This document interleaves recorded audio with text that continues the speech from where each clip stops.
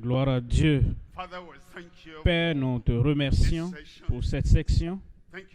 Merci pour la manière dont tu nous as conduits pas à pas depuis le premier message du matin jusqu'en ce moment.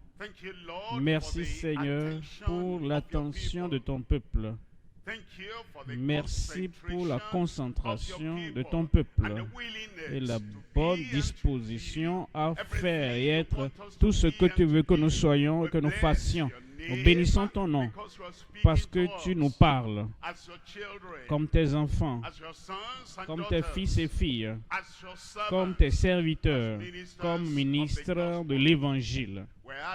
Nous demandons, Seigneur, que tu imprimes, que tu inscrives tout ce que tu dis sur chaque cœur au nom de Jésus. Et nous prions que la parole porte du fruit dans chaque vie. Transforme-nous dans la direction que tu veux que nous allions pour être agréables à tout moment. Au nom puissant de Jésus, nous prions. Que Dieu vous bénisse. Vous pouvez vous asseoir. Nous revenons au chapitre 3 de Josué et nous considérons les chapitres 3 et 4. Le message de ce soir est intitulé « La sanctification prioritaire pour de perpétuelles merveilles de pénétration ». La raison pour laquelle Josué a été suscité, c'est pour qu'il puisse pénétrer le pays, la terre promise que le Dieu Tout-Puissant avait donnée aux enfants d'Israël.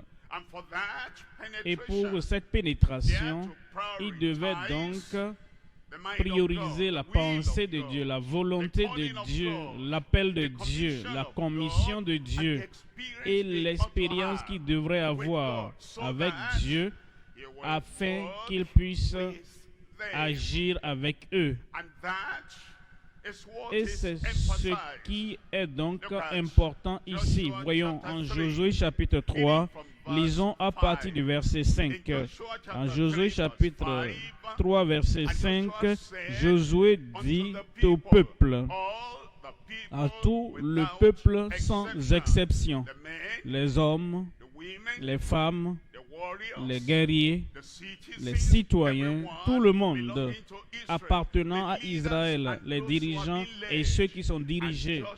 Et Josué dit au peuple, sanctifiez-vous, car demain l'Éternel fera des prodiges au milieu de vous. Paraphrasez cela, dites-le autrement, sanctifiez-vous en préparation pour demain, parce que l'Éternel veut faire des merveilles, des prodiges au milieu de vous. La sanctification prioritaire pour de perpétuels prodiges, merveilles de pénétration. Nous considérons le sujet sous 3 titres. Premièrement, la préparation à travers la sanctification pour un miracle d'élévation.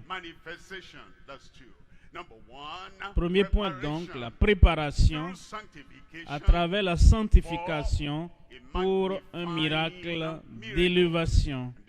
Deuxième point, nous verrons la traversée du Jourdain à travers la manifestation surnaturelle et mémoriale. Troisième point, c'est la préservation avec les pierres pour un mémorial significatif. Premier point maintenant. Premier point, la préparation à travers la sanctification pour un miracle d'élévation. En Josué chapitre 3 verset 1er, Josué s'étant levé de bon matin, parti de Sittim avec tous les enfants d'Israël, ils arrivaient au Jourdain. lui et tous les enfants d'Israël, les ministres et les membres de la maison de foi. Et ils y campèrent avant de traverser. Ils devaient maintenant se préparer. Et voulant se préparer à travers ce que Dieu aime, à travers ce que Dieu désire, ils voulaient se préparer à travers cette sanctification et pour un miracle qui va donc élever le Seigneur devant et aux yeux des enfants d'Israël, qui allait donc élever les ministres devant les membres, qui allait élever la nation d'Israël devant les païens. Il y a 3 sous-éléments à voir. Premièrement, le service anticipé sans attendre dans la procrastination. Deuxième sous-élément, le symbole extraordinaire et sacré de son sacerdoce prodigieux. Troisième sous-élément, l'entière sanctification avant le prodige de la pénétration. Premier sous-élément, le service anticipé sans attendre dans la procrastination. En Josué 3:1, Josué s'étant levé de bon matin. Soulignez ça dans votre Bible. De bon matin. Vous voulez faire quelque chose pour le Seigneur de bon matin. Vous voulez vous engager pour un service digne de récompense de bon matin. Vous voulez marcher dans le chemin du devoir et faire ce que Dieu vous demande.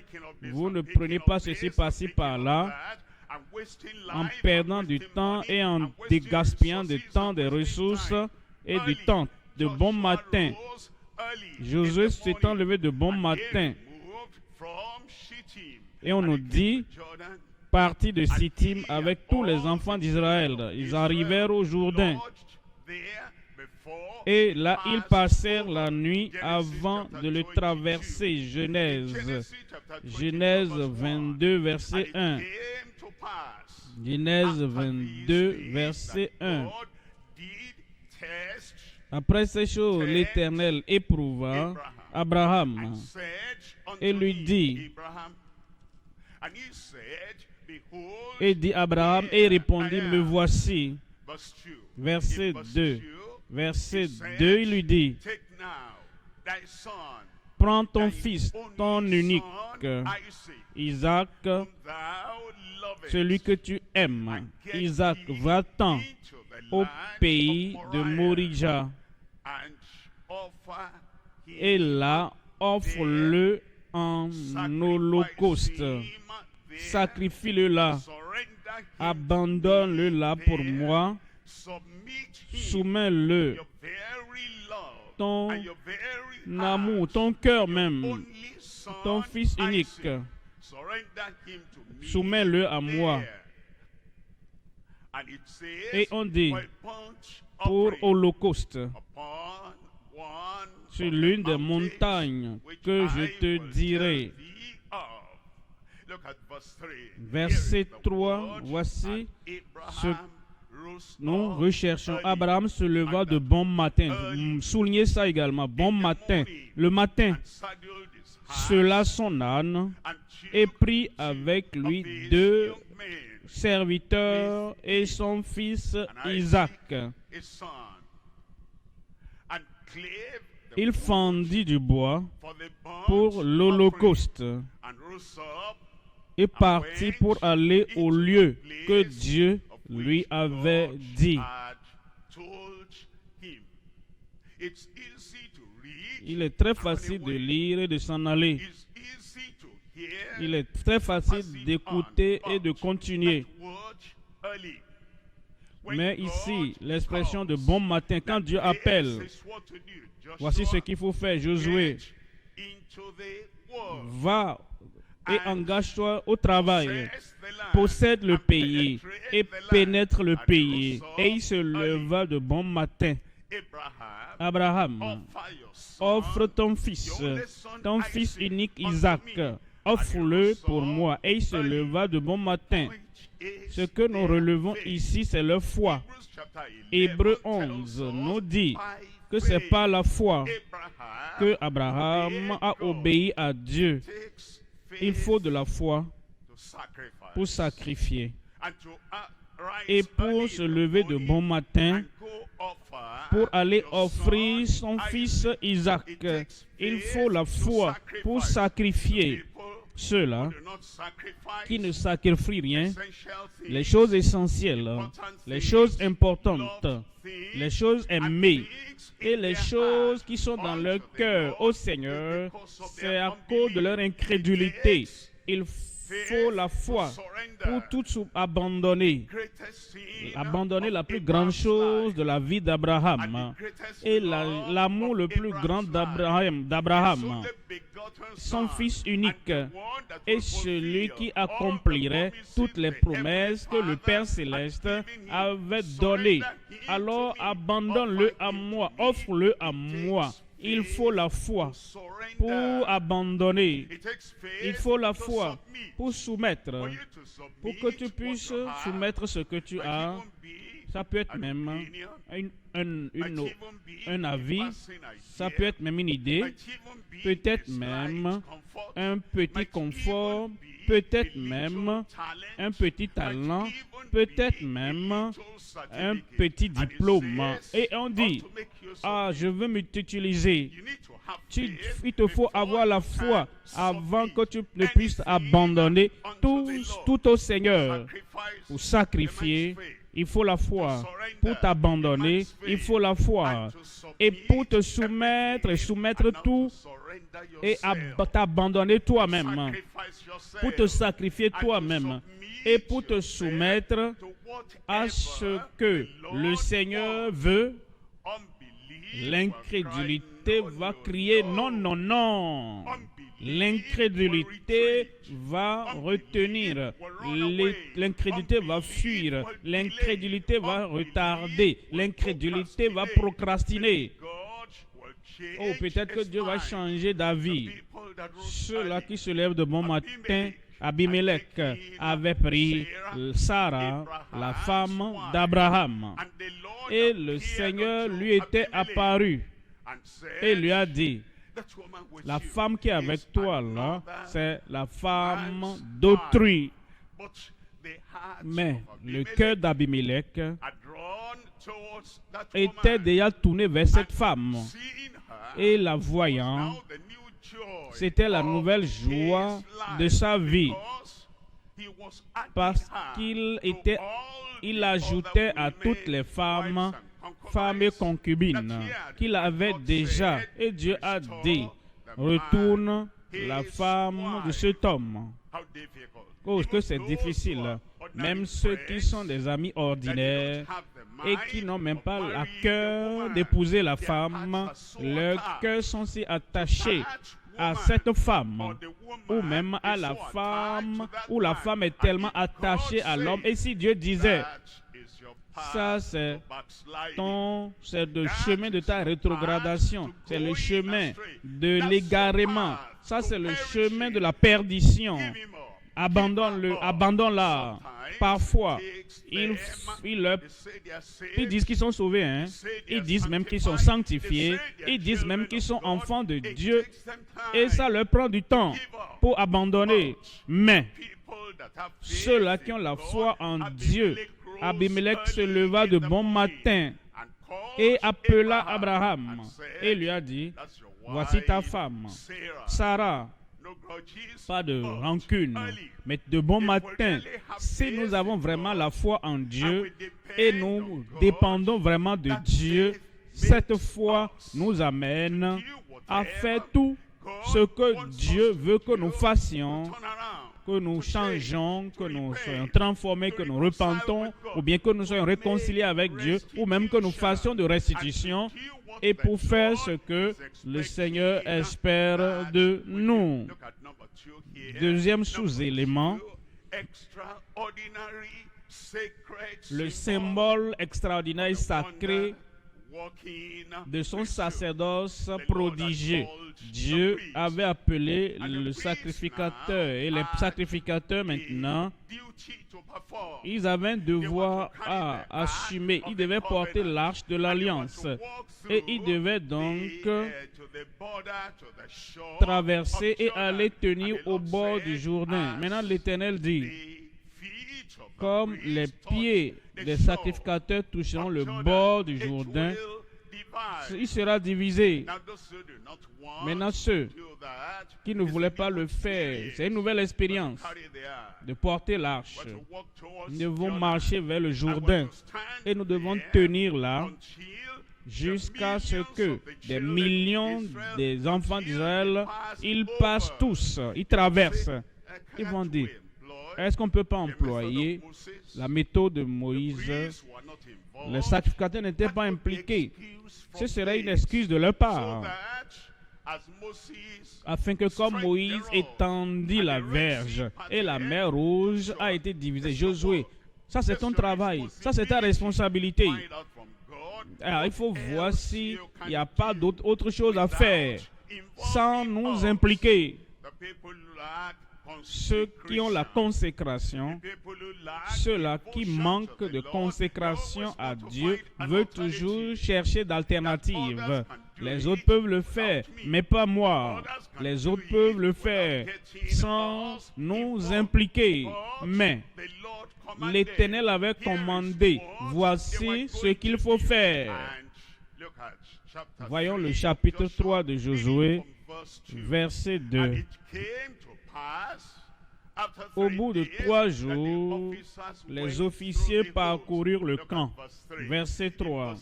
Verset 3. Et ils donnaient cet ordre au peuple. Lorsque vous verrez l'arche de l'alliance de l'Éternel, votre Dieu, portée par les sacrificateurs, les Lévites, portant l'arche, vous partirez du lieu où vous êtes et vous vous mettrez en marche après elle. Verset 4. Mais il y aura entre vous et elle une distance d'environ 2000 coudées. N'en approchez pas. Pourquoi? Parce que vous êtes si proche, vous ne verrez pas. Il faut cette distance entre ces sacrificateurs portant l'arche d'environ, et pour environ 2 millions de personnes. Si c'est très loin, ils peuvent facilement voir. Alors il dit, n'en approchez pas. Elle vous montrera le chemin que vous devez suivre. Est-ce qu'on peut apprendre des leçons ici?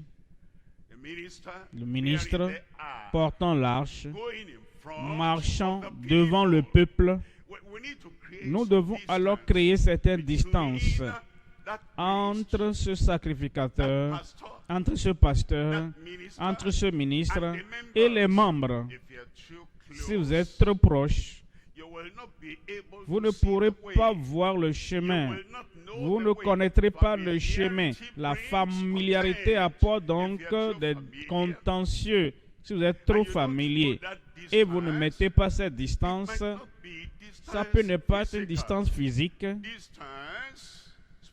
une distance spirituelle, une distance morale, une distance en termes d'intimité, une distance familiarité. Quand vous mettez la familiarité, le respect est là, l'honneur est là, et vous levez les yeux pour voir le sacrificateur portant l'arche, capable de diviser le Jourdain en votre faveur.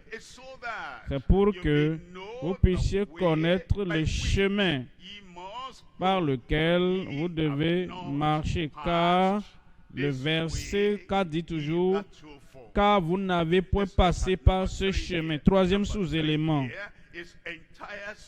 l'entière sanctification avant le prodige de la pénétration. Jésus-Christ, avant qu'il ne dise à ses disciples d'attendre pour la puissance du Saint-Esprit, la puissance du Saint-Esprit qui les aidera à pénétrer le pays, à Jérusalem, dans la Judée, dans la Samarie et même jusqu'aux extrémités de la terre. Il voulait qu'ils soient sanctifiés et il a prié pour leur sanctification. Quand nous parlons de la sanctification, il y a deux aspects à la chose. Josué chapitre 3, verset 5. Josué dit au peuple, la sanctification, ce n'est pas seulement pour les ministres, c'est pour les membres, tous ceux qui sont sauvés, ceux qui sont nés de nouveau, tous ceux-là dont les noms sont écrits dans le livre de vie. Sanctifiez-vous, car demain, l'Éternel fera des prodiges au milieu de vous. Ça, c'est le rôle humain de la sanctification. Il y a le rôle humain, ce qu'il faut faire. Et cela est donc dans l'Ancien Testament aussi bien que dans le Nouveau Testament. Voyons Lévitique au chapitre 20, verset 7. En Lévitique chapitre 20, verset 7 dit, vous vous sanctifierez, ça c'est le rôle humain, vous vous sanctifierez et vous serez saints, car je suis l'Éternel, votre Dieu. Voyons maintenant en 2 Timothée chapitre 2, verset 21. Ça, c'est le rôle humain. Si donc quelqu'un se conserve pur en s'abstenant de ces choses, il sera un vase d'honneur. Maintenant, il dit sanctifier, sanctifier. Un homme pur se conserve pur. Le rôle humain dans la sanctification. Tu regardes ta vie et tu regardes peut-être la frivolité, peut-être le bavardage, ou peut-être même le manque de sérieux, ou peut-être la superficialité de ta vie, ou même quelle que soit la chose qui te rend commun, comme toute autre personne, ou même la chose qui apporte ta vie ancienne de mondanité d'avant dans ta vie. Si donc quelqu'un, une femme, un homme, un croyant, se conserve pur de ces choses, il sera un vase d'honneur, sanctifié, utile à son maître, prêt, propre à toute bonne œuvre, propre à l'usage du maître et propre à toute bonne œuvre. S'il n'a pas cette sanctification personnelle, il ne sera pas propre, il ne sera pas prêt, il ne sera pas approprié pour une bonne œuvre, pour les bonnes œuvres qu'il veut que tu fasses ou que tu aies. En 1 Pierre chapitre 1, verset 22. 1 Pierre, au chapitre 1er, verset 22. Ayant purifié vos âmes, vous avez purifié vos âmes. Ça, c'est le rôle humain, le rôle du croyant dans la sanctification. En 1 Pierre chapitre 1, verset 22, le rôle humain de la sanctification, pour que vous puissiez vous préparer, pour que vous puissiez vous rendre prêts et pour que vous soyez propres et appropriés pour l'œuvre du royaume que le Dieu saint du ciel et son Saint-Fils et le Saint-Esprit a établi pour que vous fassiez. Il nous dit donc, ayant purifié vos âmes, vous, ayant purifié vos âmes, en obéissant à la vérité, pour avoir un amour fraternel, sincère, sans hypocrisie. Aimez-vous ardemment les uns les autres de tout votre cœur, de tout votre cœur sanctifié pur. En Hébreux chapitre 12, verset 14, le rôle humain de se mettre à part, le rôle humain de se sanctifier, le rôle humain pour se consacrer en se dédiant à l'œuvre et à la volonté du Dieu Tout-Puissant. En Hébreux chapitre 12, verset 14, recherchez la paix avec tous et la sanctification sans laquelle personne ne verra le Seigneur. Cela commence dans ton cœur. Cela commence dans mon cœur. Ça, c'est le rôle humain de cette expérience de la sanctification. Il nous dit en 1 Jean au chapitre 3, nous voyons le verset 3. 1 Jean chapitre 3, verset 3.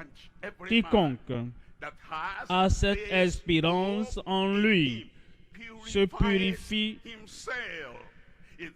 Ça, c'est l'œuvre que nous faisons. C'est le rôle que nous jouons.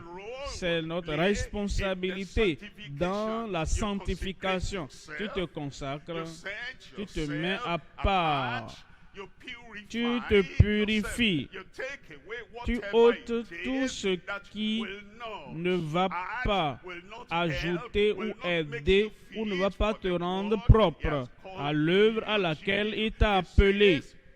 Il dit quiconque, chaque femme, tout enfant de Dieu, tout croyant qui a cette espérance en lui, se purifie comme lui-même est pur. En 2 Corinthiens au chapitre 7, verset 1. En 2 Corinthiens chapitre 7, lisons à partir du verset 1. Ayant donc de telles promesses, bien-aimés, purifions-nous,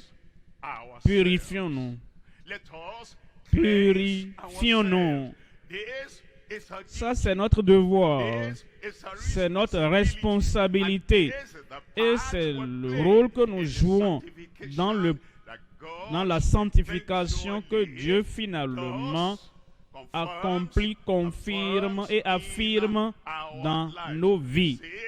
Il dit alors, purifions-nous, purgeons-nous de toute souillure de la chair et de l'esprit, en achevant notre sanctification dans la crainte de Dieu.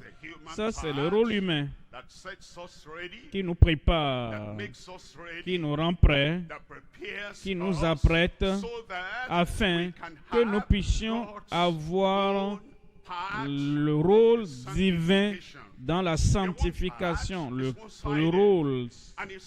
Et ce n'est pas encore complet. Et c'est lorsque Dieu lui-même, notre Rédempteur, Dieu lui-même, notre sanctificateur, Dieu lui-même, celui qui a toute la puissance de déverser sur nous cette eau pure et de nous purifier de toute souillure, lorsque Dieu, qui peut ôter le cœur de pierre et qui nous donne le cœur de chair, alors ce sera la vraie expérience de la sanctification. Voyons cela maintenant, le rôle de Dieu dans notre sanctification.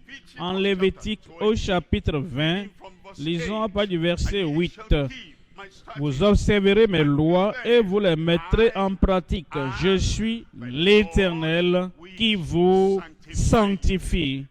Ça, c'est le rôle divin. Ça, c'est le rôle de Dieu. C'est ce qu'il fait. Voyons aussi Deutéronome chapitre 30 et nous lisons à partir du verset 6. Deutéronome 30, verset 6. L'Éternel, ton Dieu, circoncira ton cœur. Ça, c'est l'œuvre de Dieu. Ça, c'est la sanctification. Ça, c'est la circoncision que le Seigneur lui-même fait, que l'homme ne peut pas faire. Pour que l'homme ne peut pas se faire, tu joues ton rôle, tu te mets à part, tu te consacres, tu t'offres, tu sacrifies tout ce qu'il faut et ce qui est demandé de ta part. Alors par la foi, après t'être consacré, tu as maintenant l'expérience de la sanctification instantanée.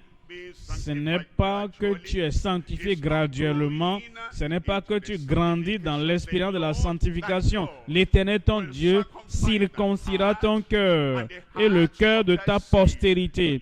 Et tu aimeras l'Éternel, ton Dieu, de tout ton cœur et de toute ton âme, afin que tu vives. En Ézéchiel, au chapitre 36, lisons à partir du verset 25. Ézéchiel 36, 25. Je répandrai sur vous une eau pure. Ça, ce n'est pas Ézéchiel qui répand l'eau sur eux. C'est le Dieu Tout-Puissant qui a donné cette prescription. Voici ce que lui veut faire. Dieu dit, je répandrai sur vous une eau pure et vous serez purifiés. Je vous purifierai de toutes vos souillures et de toutes vos idoles. Verset 26. Il dit, je vous donnerai un cœur nouveau et je mettrai en vous un esprit nouveau. J'ôterai de votre corps le cœur de pierre et je vous donnerai le cœur entêté, le cœur endurci. J'ôterai le cœur désobéissant de votre corps et je vous donnerai un cœur de chair. Actes chapitre 15, verset 8. Et Dieu qui connaît les cœurs, leur a rendu témoignage en leur donnant le Saint-Esprit comme à nous. Verset 9. Verset 9. Il n'a fait aucune différence entre nous et Juifs et eux, païens. Quiconque vient dans l'église du Dieu vivant, par la nouvelle naissance, par la conversion, par la transformation, par la réconciliation à Dieu, par le sacrifice de Christ sur la croix du Calvaire. Voici ce qu'il fait. Après l'expérience du salut, ayant purifié le cœur par la foi, ayant purifié le cœur par la foi. En Hébreu au chapitre 10, lisons le verset 14. Hébreu 10, verset 14. Car par une seule offrande, il a amené à la perfection pour toujours ceux qui sont sanctifiés. Lui, celui qui s'est offert lui-même, celui qui s'est donné lui-même, il a payé le prix et il a fait tout ce qui devait être fait pour notre salut, premièrement, pour notre sanctification, deuxièmement, et c'est cette sanctification qui nous donne la pureté de cœur, la sainteté de cœur, sans rien que le diable puisse pointer ou réclamer. Il nous sanctifie. Il nous dit, dans le verset 15, c'est ce que le Saint-Esprit nous atteste aussi. Car après avoir dit, verset 16, voici l'alliance que je ferai avec eux. Après ces jours-là, dit le Seigneur, je mettrai mes lois dans leur cœur et je les écrirai dans leur esprit. C'est ce qu'il fait au moment de la sanctification. Il met sa parole, ses lois, ses demandes dans nos cœurs et il les écrit dans nos pensées. Verset 17. Et je ne me souviendrai plus de leurs péchés ni de leurs iniquités. Il nous dit dans le chapitre 13, Hébreux, chapitre 13, lisons à partir du verset 12. C'est pour cela que Jésus aussi, afin de sanctifier le peuple par son propre sang. Ça, c'est le côté divin de la sanctification. Ça, c'est le rôle de Dieu dans la sanctification. C'est ce que Dieu seul peut faire. Ce n'est pas seulement que nous sommes mis à part et que nous allons le faire de nous-mêmes. Ce n'est pas que nous avons la consécration et que ça va régler la chose nous-mêmes. Ou bien ce n'est pas que nous sacrifions et ça va suffire de nous-mêmes. Non, nous avons la soumission absolue à Dieu et nous avons donc la soumission totale au Seigneur. C'est notre rôle. Maintenant, le côté divin, le côté de Dieu, de cette sanctification. C'est pour cela, Jésus aussi, afin de sanctifier le peuple par son propre sang, s'est offert hors du camp. Verset 13. Verset 13. Hors de la porte. Verset 13. Sortons donc pour aller à lui, hors du camp, en portant son opprobre. Verset 14. Car nous n'avons point ici-bas de cité permanente, mais nous cherchons celle qui est à venir. C'est notre objectif, si notre désir, si nos aspirations, si notre ambition spirituelle est d'être au ciel, cette ville sainte, la ville de Dieu, la ville des anges et des hommes sanctifiés, justifiés, si notre but est d'aller à l'enlèvement au dernier jour, non seulement pour briller sur la terre, mais pour être au ciel, pour avoir notre demeure au ciel, nous avons besoin de cette expérience de la sanctification et de la sainteté de cœur que Dieu lui-même va accomplir en nous. Car nous n'avons point ici-bas de cité permanente, mais nous cherchons celle qui est à venir. En 1 Thessaloniciens chapitre 5, en 1 Thessaloniciens chapitre 5, lisons le verset 22. Abstenez-vous de toute espèce de mal. Ça, c'est notre rôle. C'est notre rôle. Si nous voulons que Dieu nous sanctifie, nous voulons qu'il nous purifie, nous voulons qu'il ôte cette dépravation, cette nature adamique. Nous voulons qu'il nous purge tellement et nous purifie, qu'il nous rende saints, sanctifiés, pour que nos cœurs puissent l'aimer de tout notre cœur, de toute notre âme, de toute notre pensée, totalement dévoués et à donner au Seigneur de notre part. Nous devons nous abstenir de toute espèce de mal. Maintenant, nous ouvrons la porte, pour que Dieu envoie la sanctification, l'expérience de la sanctification dans nos vies. Verset 23.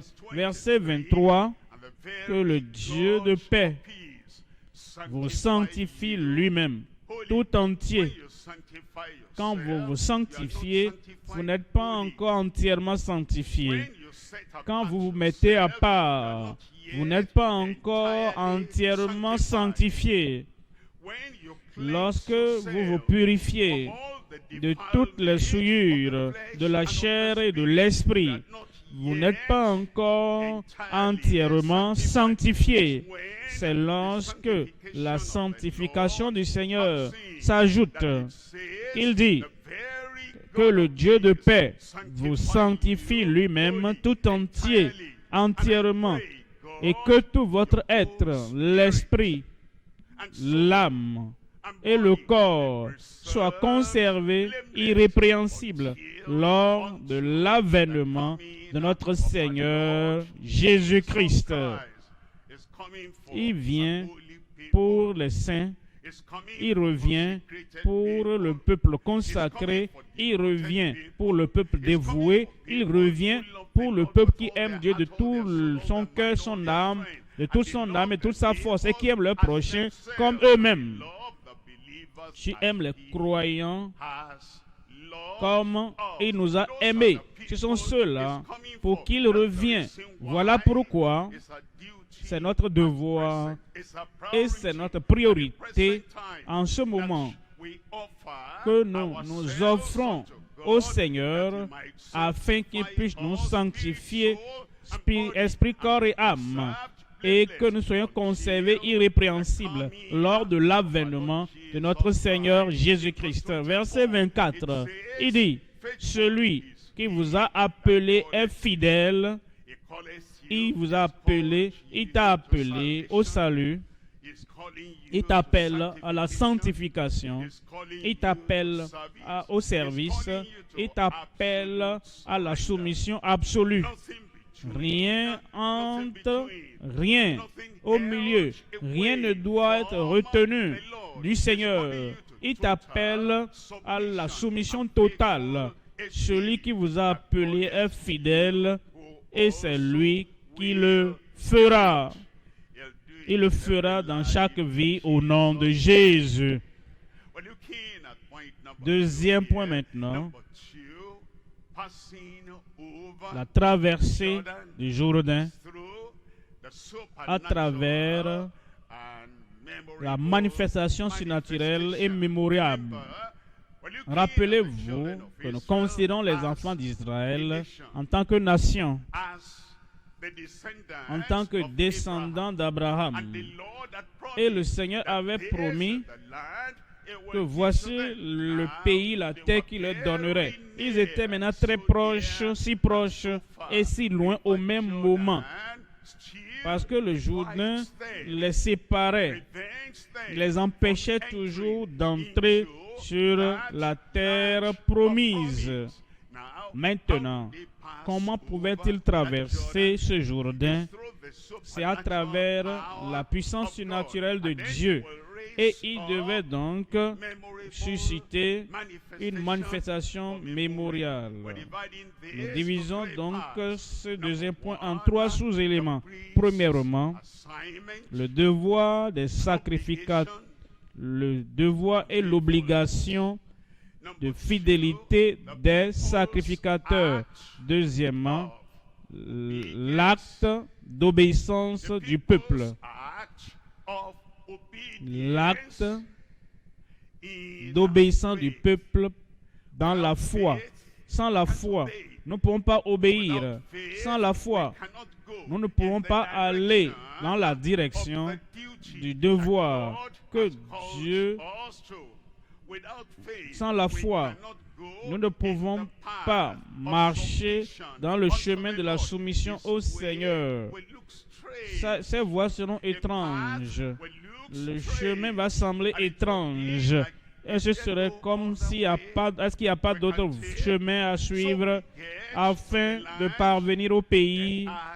L'acte d'obéissance, l'action d'obéissance, l'activité d'obéissance du peuple est toujours par la foi. Troisième sous-élément, la toute-puissance dominante d'omnipotence en vue. Premier sous-élément,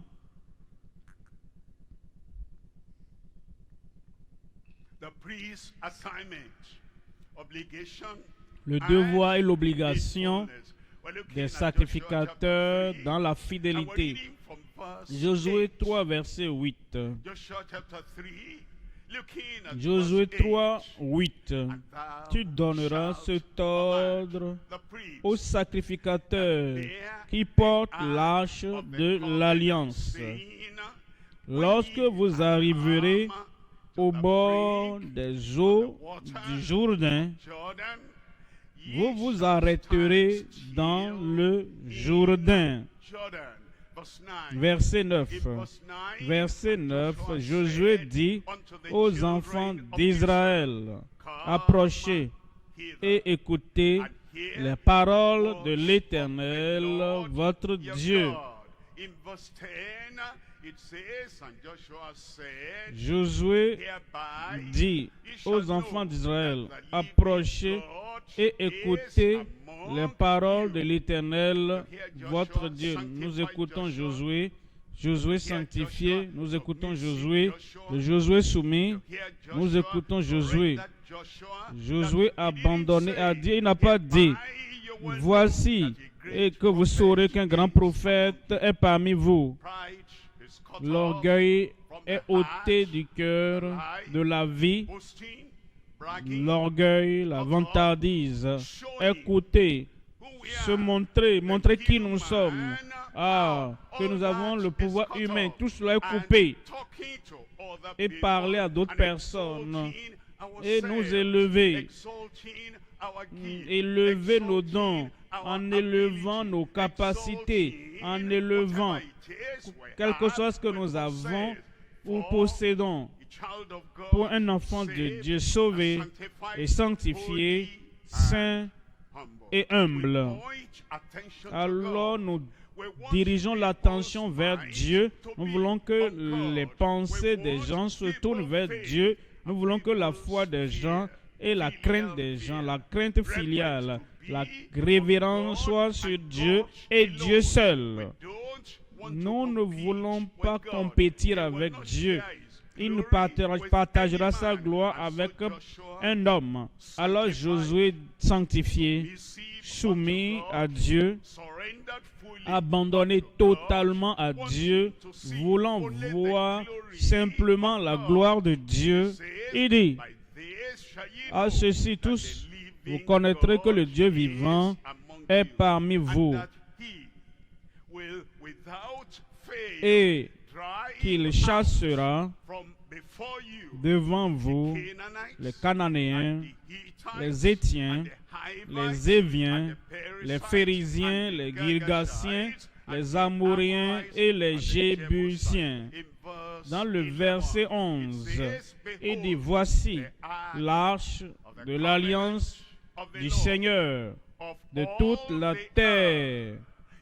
Vous voyez, dans l'Ancien Testament, ces prophètes et ces dirigeants ont compris que Dieu n'est pas seulement pour Israël.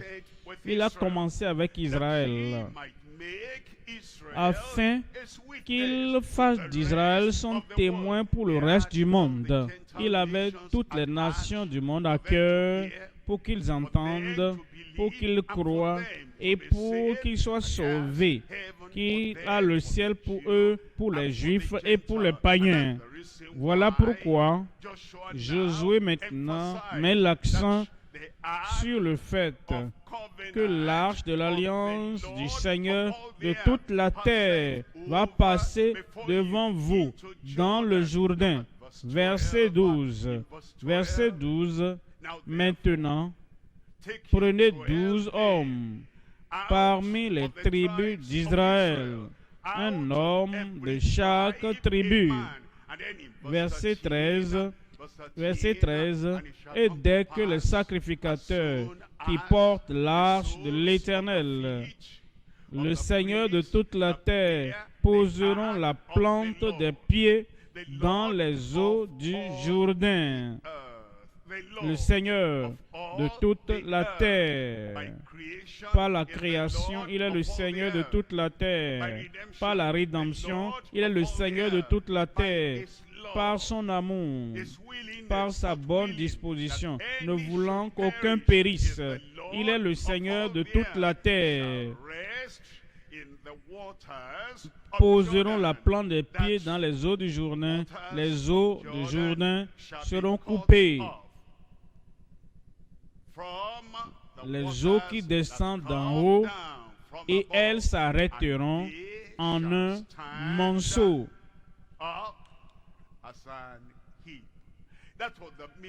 Ça, c'était le miracle qui était produit pour eux, et c'était par la puissance du Seigneur à travers ces sacrificateurs portant l'arche de l'alliance. Alors, nous voulons relever que ces sacrificateurs étaient fidèles. Ils ont écouté la parole de l'Éternel à travers Josué et ils se sont donc conformés aux instructions. Et ils ont porté l'âge conformément aux instructions. Et ils sont restés debout là. Et le Jourdain s'est produit. Un miracle se produit toujours lorsqu'il y a l'obéissance de la foi et de la fidélité. Il espère de nous, les ministres d'aujourd'hui, que nous manifestions cette foi dans la fidélité. Le mot fidèle commence par la foi. Vous ne pouvez pas avoir la fidélité sans la foi. Si vous êtes infidèle, c'est parce que vous êtes incrédule. Si vous êtes fidèle, c'est parce que si vous êtes infidèle, c'est que vous n'avez pas la foi implicite, la foi complète, la foi venant du cœur en Dieu. La fidélité commence toujours par la foi. Et ces sacrificateurs étaient fidèles parce qu'ils avaient la foi en la parole de Dieu que Dieu avait adressée. Aujourd'hui, il nous faut ce même type de fidélité. En 1 Corinthiens chapitre 4, verset 2, 1 Corinthiens chapitre 4, verset 2. Du reste, ce qu'on demande des dispensateurs, c'est que chacun soit trouvé fidèle. Et en fin de compte, ceux-là qui seront avec le Seigneur, l'agneau, le lion de la tribu de Juda, le roi des rois et le Seigneur des seigneurs, ils seront caractérisés par la foi et la fidélité. Apocalypse chapitre 17, verset 14. Apocalypse chapitre 17, verset 14. Ils combattront contre l'agneau. Et l'agneau les vaincra, parce qu'il est le Seigneur des seigneurs et le roi des rois, et les appelés avec lui dans la gloire, avec lui au ciel, avec lui quand il reviendra les chercher sur la terre, pour régner sur la terre, les appelés, les élus et les fidèles. Deuxième sous-élément maintenant, l'acte d'obéissance du peuple dans la foi. Rappelez-vous, Josué leur a dit, vous n'avez pas encore pris par ce chemin avant. Lorsque nous voulons passer par un endroit que nous n'avons jamais connu, ou nous n'avons jamais pris par là avant, ou nous n'avons jamais fait ceci avant, et Dieu nous appelle à le faire. Et cela va exiger de la foi de notre part. En Josué chapitre 3, verset 9, Josué 3, verset 9, Josué dit aux enfants d'Israël, approchez-vous et écoutez les paroles de l'Éternel, votre Dieu. Nous commençons avec la parole parce que la foi vient de ce qu'on entend, de l'écoute de la parole de Dieu. La foi et la fidélité viennent par la parole, par l'écoute de la parole. Et en écoutant la parole de Dieu, ainsi donc il leur a dit, venez écouter la parole de l'Éternel votre Dieu. Verset 14. Le peuple sortit de ses tentes pour passer le Jourdain, et les sacrificateurs qui portaient l'arche de l'alliance marchèrent devant le peuple. Verset 15. Quand les sacrificateurs qui portaient l'arche furent arrivés au Jourdain et que leurs pieds se furent mouillés au bord de l'eau, le Jourdain regorge par-dessus toutes ses rives tout le temps de la moisson. Verset 16. Les eaux, verset 16, les eaux qui descendent d'en haut s'arrêtèrent et s'élevèrent en un monceau à une très grande distance, près de la ville d'Adam, qui est à côté de Satan, et celle qui descendait vers la mer de la plaine, la mer salée, furent complètement coupées. Le peuple passa vis-à-vis de Jéricho. Et le peuple passa vis-à-vis de Jéricho. Parce qu'ils avaient la foi, parce qu'ils étaient fidèles. Voilà pourquoi ils espéraient le miracle de la division, de la séparation du Jourdain.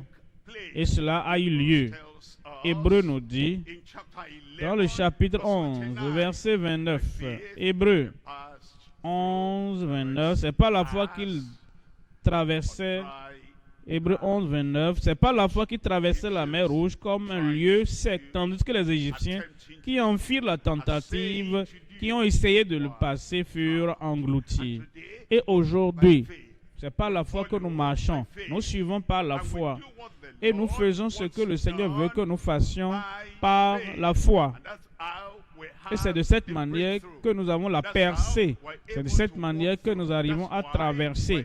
C'est de cette manière que nous arrivons à traverser et passer dans le chemin du devoir pour la possession. 2 Corinthiens au chapitre 5, verset 7. Car nous marchons par la foi et non par la vue. Par la vue, ce que je sens, ce que je ressens, ce que je vois et ce que j'expérimente par la vue. Ça, c'est l'incrédulité. Par la chair. Ça, par les membres de la chair. Ça, c'est l'incrédulité. Mais quand nous détournons les regards de ce que nous ne pouvons pas voir, de ce que nous pouvons voir, et nous portons les regards sur le Seigneur que nous ne voyons pas, et nous comptons sur sa parole et sa parole seule, nous marchons par la foi. Quel type de foi? En Galates, chapitre 2, verset 20. J'ai été crucifié avec Christ. À moins que le moi ne soit crucifié, nous allons vivre et mener une vie chrétienne de lutte. Le moi va vouloir s'affirmer. Le moi va vouloir faire surgir sa vilaine tête. Nous allons lutter. Nous allons essayer de marcher, travailler avec Dieu, aller dans la direction de Dieu. Mais le moi va essayer de lutter avec nous. Mais lorsque le moi est crucifié, et nous pouvons donc témoigner, j'ai été crucifié avec Christ, et si je vis, ce n'est plus moi qui vis, c'est Christ qui vit en moi. Christ vit en moi. Et si je vis maintenant dans la chair, je vis dans la foi au Fils de Dieu qui m'a aimé et qui s'est livré lui-même pour moi. Voyons le troisième élément maintenant. Nous considérons la toute-puissance, dominance de l'omnipotence en vue. C'est ce sur quoi nous nous focalisons. Nous ne nous concentrons pas sur le Jourdain. Nous ne nous concentrons pas sur les sacrificateurs finalement. Nous ne nous concentrons pas sur un substitut, sur aucune chose matérielle. Nous nous concentrons seulement sur la toute-puissance de son omnipotence. C'est ça qui nous amène à traverser les défis auxquels nous sommes confrontés dans la vie. En Josué chapitre 3, lisons le verset 10. Josué 3, 10. Josué dit, à ceci vous reconnaîtrez que le Dieu vivant est au milieu de vous, comme il a promis, et qu'il chassera devant vous les Cananéens les Étiens, les Éviens et les autres. Voyons le verset 15. Verset 15 nous dit, quand les sacrificateurs qui portaient l'arche furent arrivés au Jourdain et que leurs pieds se firent mouillés au bord de l'eau, le Jourdain regorge par-dessus toutes ses rives tout le temps de la moisson. Verset 16 nous dit, les eaux qui descendent d'en haut s'arrêtèrent et s'élevèrent en un monceau à une très grande distance près de la ville d'Adam, qui est à côté de Sartan, et celles qui descendaient vers la mer de la plaine, la mer salée, furent complètement coupées. Le peuple passa vis-à-vis de Jéricho. Par la foi, nous allons traverser. Avec la fidélité, nous allons traverser. Mais rappelez-vous, nous traversons avec le devoir. Nous traversons pour l'obéissance. Nous traversons pour faire ce que le Seigneur nous appelle à faire.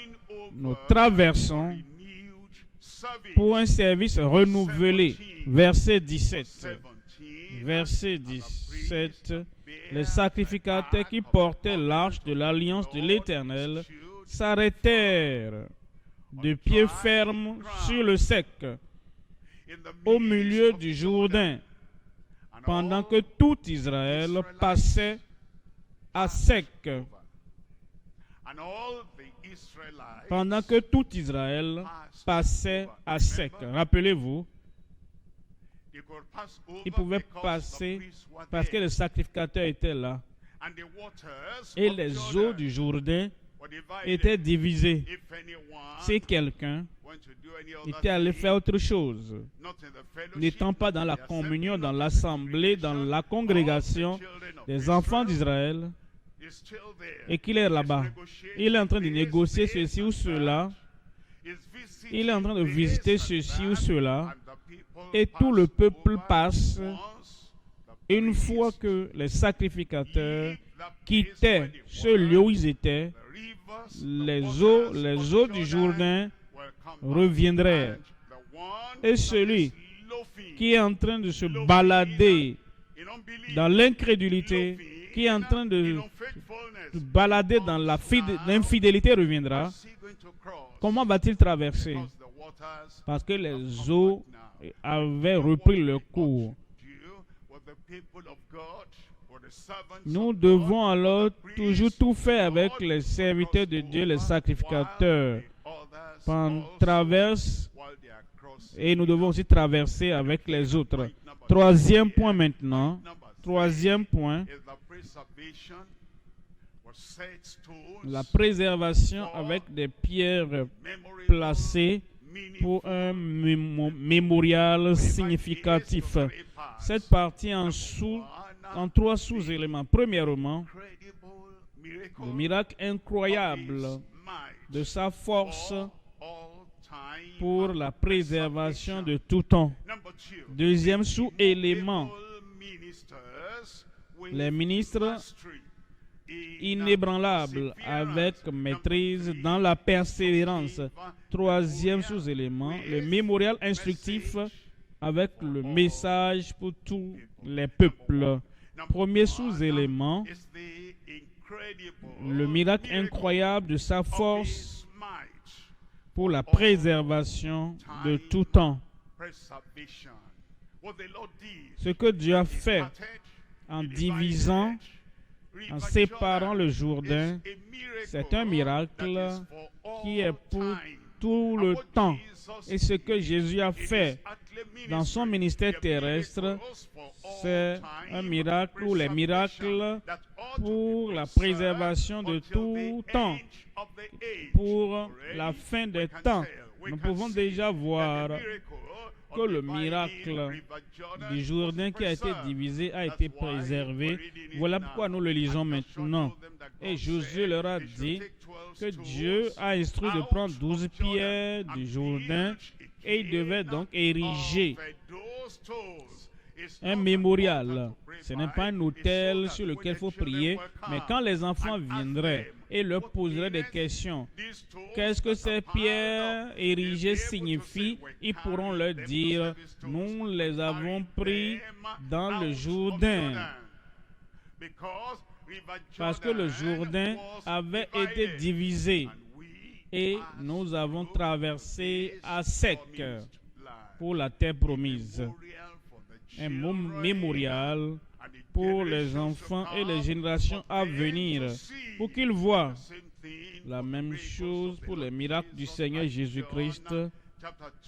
En Jean 20, verset 30. En Jean, chapitre 20, verset 30. Jean 20, 30. Jésus a fait encore en présence de ses disciples beaucoup d'autres miracles qui ne sont pas écrits dans ce livre. Verset 31 nous dit, mais ces choses ont été écrites afin que vous croyiez que Jésus est le Christ, le Fils de Dieu, et qu'en croyant, vous ayez la vie en son nom. Deuxième élément, les ministres inébranlables avec maîtrise dans la persévérance. Vous voyez ces ministres, ils ont tenu ferme. Ils sont restés là jusqu'à ce que tout le peuple traverse. Est-ce qu'ils avaient été formés pour être comme des statues debout, pour rester là jusqu'à ce que des millions d'enfants d'Israël traversent?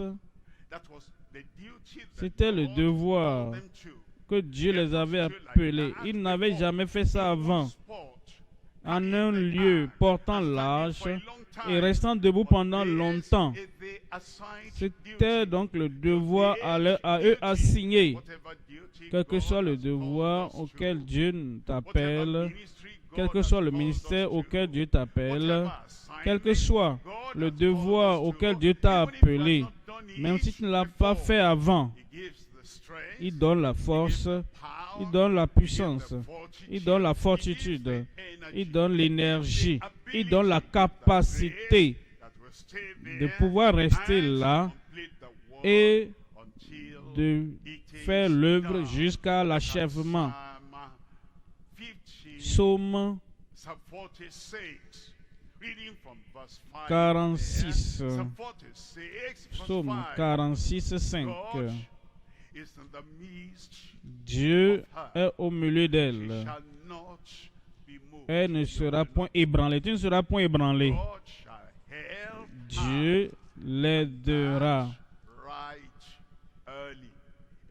Et il va t'aider. Dieu au milieu d'elle, elle n'est point ébranlée. Dieu la secoue dès l'aube du matin. Verset 7. Des nations s'agitent, des royaumes s'ébranlent. Il fait entendre. Verset 8. L'Éternel des armées est avec nous, le Dieu de Jacob est pour nous une haute retraite. Verset 10. C'est lui qui a fait cesser les combats jusqu'au bout de la terre. Ceux-là qui sont debout là, qui tiennent ferme, qui ne se plaignent pas. Ah, ça prend du temps. Ah, ça, la nuit commence à tomber. Nos colonnes vertébrales font mal. Nos pieds, nos jointures, nos genoux, oh, s'affaiblissent et s'épuisent. Mais ils sont restés. Verset 11. Arrêtez, sachez que je suis Dieu. Ils sont restés là, debout, avec l'arche. parce que c'était la raison pour laquelle, la raison du miracle. Le miracle de la division du Jourdain. Je domine sur les nations. Ils sont là, debout là, pour que le miracle s'opère, pour qu'Israël traverse en élevant le Seigneur parmi les nations. Je domine sur les nations. Je domine sur la terre. Verset 12. L'Éternel des armées est avec nous. Le Dieu de Jacob est pour nous une haute retraite. Psaume 112, verset 6. Psaume 112, verset 6. Car il ne chancelle jamais. Celui qui est consacré, celui qui est engagé, celui qui est sanctifié, celui qui est purifié, celui qui est consacré à la volonté et au but de Dieu, les vents qui soufflent, les événements qui surviennent, n'ébranlent pas de telles personnes. Car il ne chancelle jamais. La mémoire du juste dure toujours. Tu as perdu ton amen. Voyons le verset 7. Verset 7. Il ne craint point les mauvaises nouvelles. Il ne craint point les mauvaises nouvelles, les mauvais événements. Il ne craint point les commérages. Il ne craint point des gens qui circulent les fausses informations, les fausses idées, des idées incrédules sur lui, pour que ceux-là qui portent l'âge tremblent et tremblotent. Il ne craint point les mauvaises nouvelles. Son cœur est ferme. Ces sacrificateurs portant l'arche et le Jourdain a été divisé, leur cœur était ferme, confiant en l'Éternel. La même grâce pour chacun au nom de Jésus. 1 Corinthiens, chapitre 15, 58. Bien-aimés, soyez fermes, inébranlables, travaillant de mieux en mieux dans l'œuvre du Seigneur, sachant que votre travail ne sera pas vain dans le Seigneur. Troisième sous-élément, le mémorial instructif avec un message pour tous les peuples. En Josué chapitre 4, les versets de conclusion, ces sacrificateurs ont fait ce que Dieu leur avait dit de faire. Et les 12 pierres qu'ils avaient rassemblées, érigées de l'autre côté, ils les placèrent à Gilgal, comme l'Éternel l'avait ordonné. C'était un témoignage que Dieu est un Dieu fidèle. Et ce qu'il a dit, il le fait. Il l'avait fait. Et ils ont donc érigé un mémorial. En 1er Roi, chapitre 8, verset 1 Roi, chapitre 8, 16. 1 Roi 8, 16 nous dit, depuis le jour, pour que tout le peuple le sache, ce qu'ils ont fait par obéissance et dans la fidélité, pour que toute la terre sache que l'Éternel est Dieu. Quand vous connaissez le résultat de votre action, le résultat de votre obéissance, le résultat de votre obéissance et conformité aux instructions que vous avez reçues, que ce seul acte d'obéissance, ce seul acte de fidélité amènera des milliers et des millions et des générations à venir à avoir foi en Dieu, de savoir que c'est ce que Dieu peut faire. Lorsque vous savez que le résultat de votre action pratique, de votre action positive, de votre acte d'obéissance va conduire plusieurs âmes dans la direction du Seigneur, il ne vous sera pas difficile d'endurer les douleurs temporaires d'obéissance et de fidélité à Dieu, parce que leur obéissance, c'était pour que toute la terre, dans les générations à venir, sache que l'Éternel est Dieu et qu'il n'y a point d'autre. En Romains 15, verset 4. Romains 15, 4.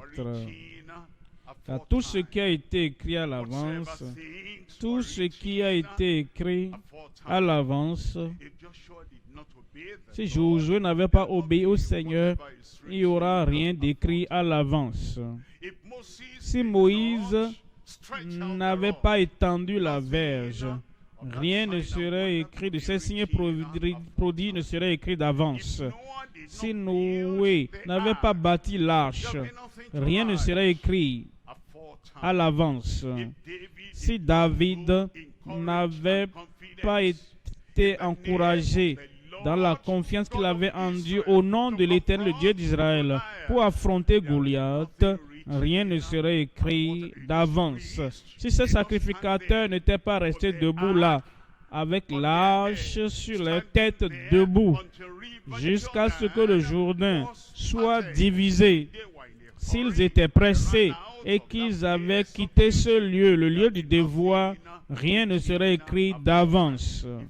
Si nous n'obéissons pas au Seigneur, si nous ne sommes pas fidèles à Dieu, si nous ne nous oublions pas nous-mêmes, si nous ne nous oublions pas notre confort, si nous n'oublions pas notre convenance, si nous n'oublions pas ce que nous aimons, n'aimons pas, si nous n'oublions pas le moi pour avancer, pour faire ce que Dieu veut que nous fassions dans notre génération, il n'y aura rien écrit pour les générations à venir. Mais, parce qu'ils ont fait ce qu'ils devraient faire, et ils n'avaient pas de considération incrédule, et ils ont marché par la foi, et ils ont marché dans la fidélité, voilà pourquoi ces choses ont été écrites. Or, tout ce qui a été écrit d'avance l'a été pour notre instruction, afin que par la patience et par la consolation que donnent les Écritures, nous possédions l'espérance. Ce que vous faites aujourd'hui sera écrit avant les générations à venir. C'est ce qui donnera de l'espérance et la foi, le salut, la conversion, l'entrée dans le royaume à ceux-là qui viennent après nous. Qu'est-ce qui sera écrit vous concernant?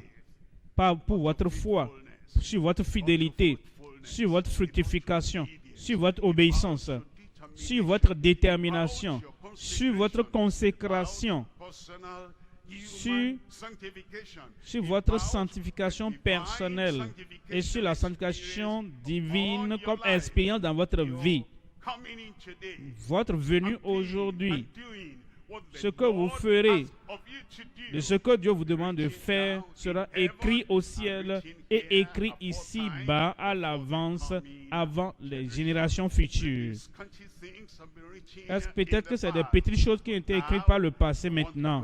Vous voulez que Dieu soit occupé à écrire de grandes choses pour l'encouragement des générations futures. Levons-nous maintenant et prions le Seigneur.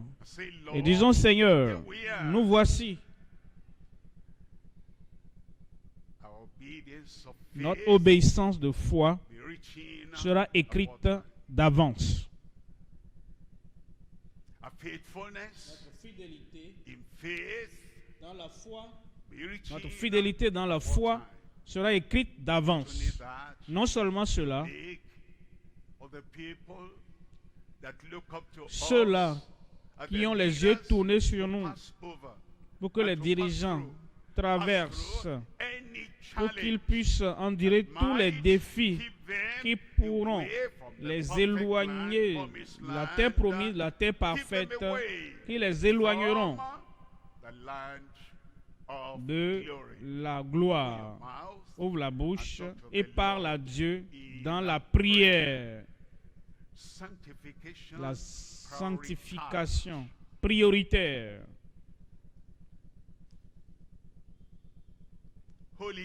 La sainteté prioritaire. L'engagement. La consécration. La soumission absolue. La soumission totale à la volonté, à la parole de Dieu. Prioritaire.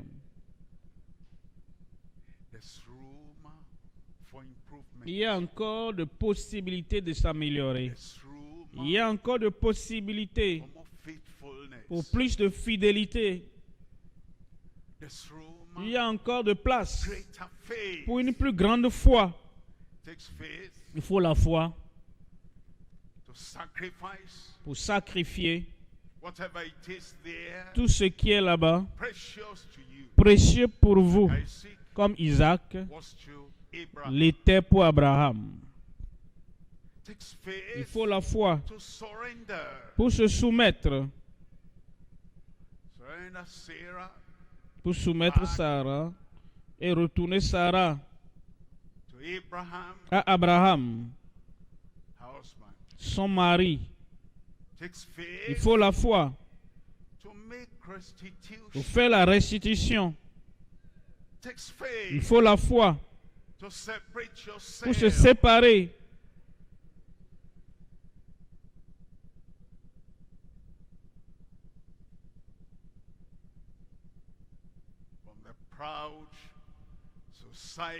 De la société orgueilleuse du pays. Il faut la foi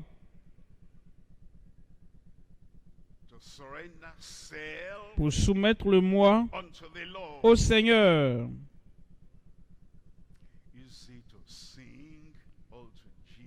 C'est facile de chanter tout à Jésus, j'abandonne.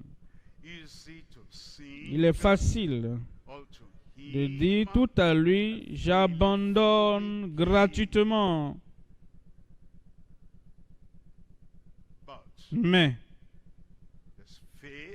il y a la foi qui l'exécute de façon réfléchie, entièrement et de façon véridique. Et cette foi, il faut l'amour, l'amour divin dans le cœur, pour se sacrifier. L'amour, aimer Dieu de tout ton cœur, toute ton âme, toute ta pensée. Aimer Dieu au-dessus de moi. Il faut cet amour pour se sacrifier, pour tout abandonner et se soumettre.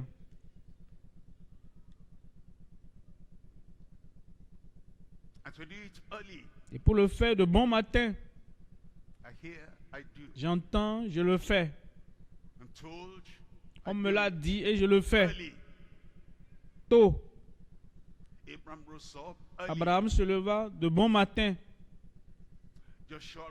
Josué se leva de bon matin. Abimelech se leva de bon matin.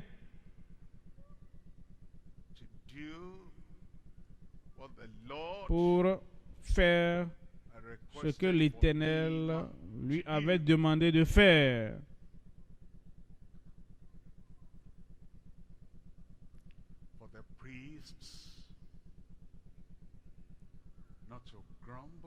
Pour que les sacrificateurs ne murmurent pas, ne ronronnent pas,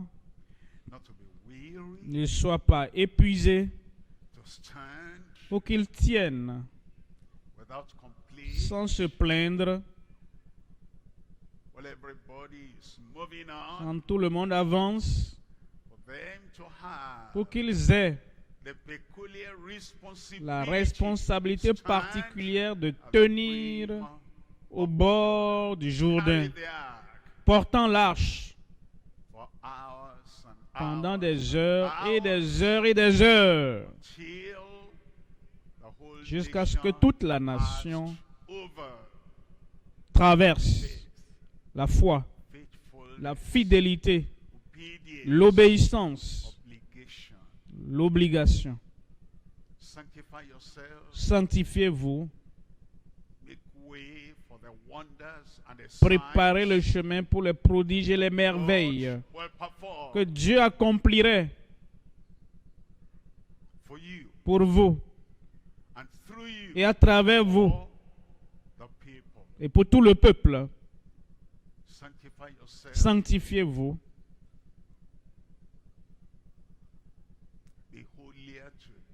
Sois plus saint aujourd'hui que tu l'étais hier. Purifie-toi plus aujourd'hui que tu l'as fait hier. Sois libre du cœur de pierre aujourd'hui, plus libre que tu l'étais hier. Sois libre de la nature endurcie, de la nature têtue aujourd'hui, plus que tu l'étais hier.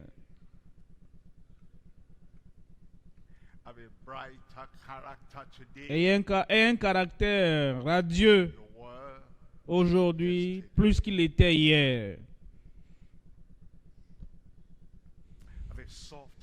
Et un cœur tendre, plus tendre aujourd'hui qu'il l'était hier. Sois plus obéissant aujourd'hui que tu l'étais hier. Que la parole que Dieu écrit sur le cœur des sanctifiés soit plus lisible, visible aujourd'hui qu'elle était hier.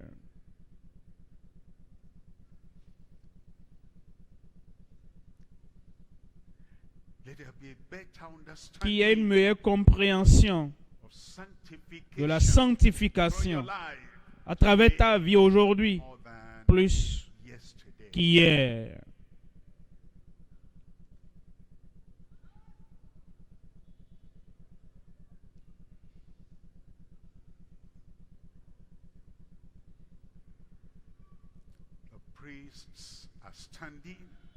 Les sacrificateurs étaient debout, les prédicateurs prêchent,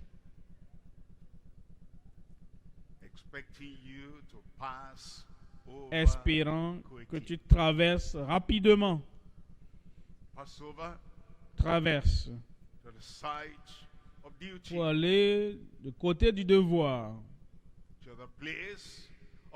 au lieu d'obéissance. Traverse.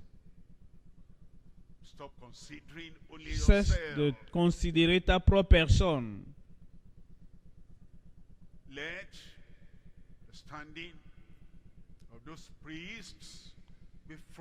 Que ces sacrificateurs qui sont debout portent de fruits. Alors traverse. Que la prédication de ces ministres porte de fruits. Alors traverse et passe à la terre haute. À une grande obéissance, à un grand amour, passe à un plus grand engagement, une plus grande consécration au Seigneur. Rapproche-toi du jour de la rédemption, plus proche de la préparation pour l'enlèvement. Viens plus haut.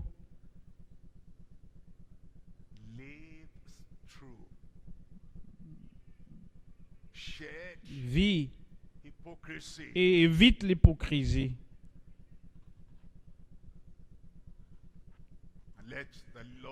Et que le Seigneur soit magnifié dans ta vie. Élève le Seigneur pour que le monde le voie.